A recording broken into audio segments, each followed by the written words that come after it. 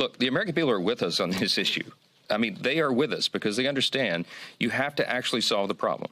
And the product that was produced by the Senate did not solve the problem. You've all heard us hammer over and over H.R. 2, right? That was our signature piece of legislation that we passed many, many months ago, last year.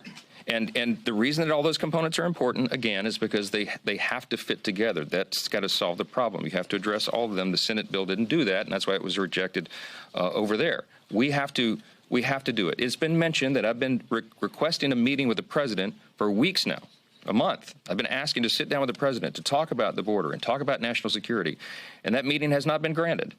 And I'm going to continue to insist on that because they're very serious issues that need to be addressed. And if the Speaker of the House can't meet with the President of the United States, that's a problem. I don't know why they're uncomfortable having the president sit across the table from me, but I will go in good faith because we have to solve this issue and do every single thing we can. And as you know, he has a broad arsenal of executive authority that he could use right now. He could have used yesterday. He could have used months ago to stem the flow.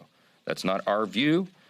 That's what the law says, and we've spelled that out. We also documented 64 specific actions that he took from the day he walked into the Oval Office and his agencies to open that border wide and create this catastrophe, and that is why we have a problem. We got to get to it.